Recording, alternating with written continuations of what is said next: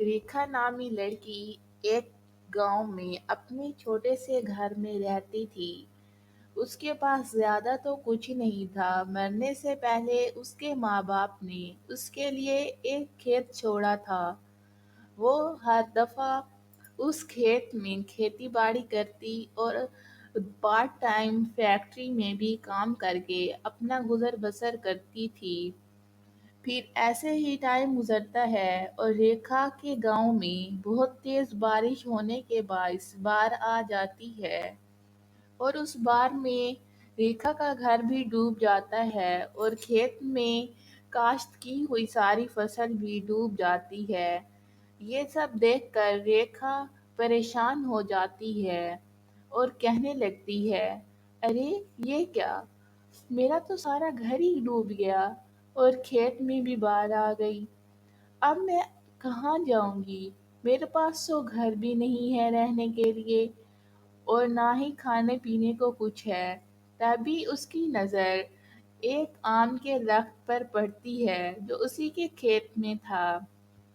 وہ یہ سب دیکھ کر بہت حیران ہوتی ہے کہ سب کچھ ڈوب جانے کے بعد بھی یہ آم کا پیڑ کیسے سلامت ہے۔ پھر وہ سوچتی ہے کہ کیوں نہ اب میں یہ آم توڑ کر روزانہ شہر لے جایا کروں اور انہیں بیچ کر ہی اپنا گزر بسر کروں اور انہی سے پیسے جمع کر کے میں اپنے لیے ایک نیا گھر بناؤں گی۔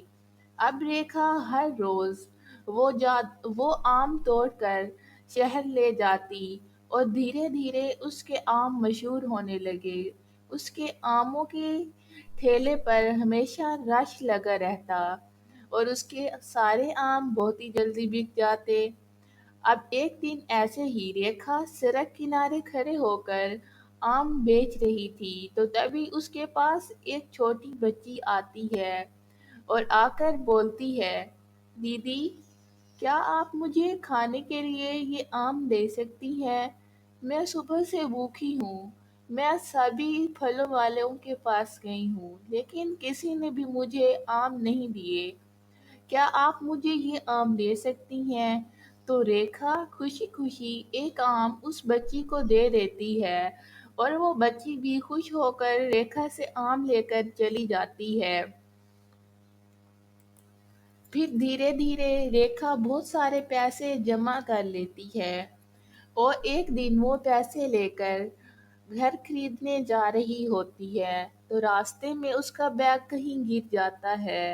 تو ریکھا پریشان ہو کر ادھر ادھر اپنا بیگ ڈھونڈنے لگتی ہے اور رو رہی ہوتی ہے کہ میرا بیگ کہاں گیا؟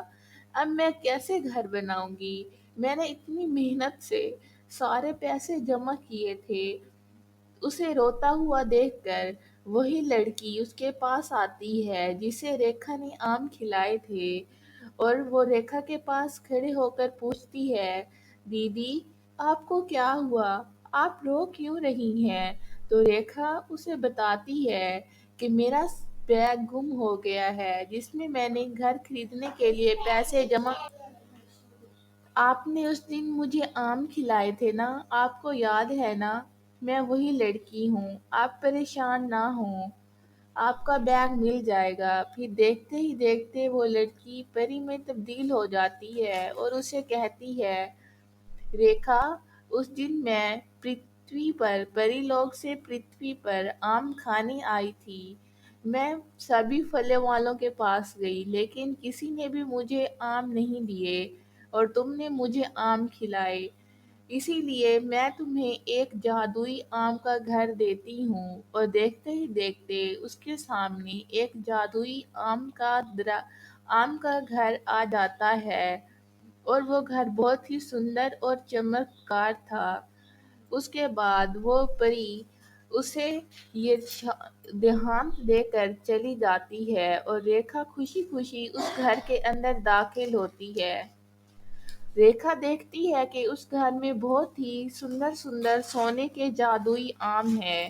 اب ریکھا اپنے جیسے غریب لوگوں کی وہ جادوئی آم دے کر مدد کیا کرتی تھی اور ان جادوئی آموں کو دیکھ کر وہ سبھی لوگوں کی مدد کیا کرتی تھی اور اپنے جادوئی عام گھر میں وہ بہت ہی ہنسی خوشی رہ رہی تھی۔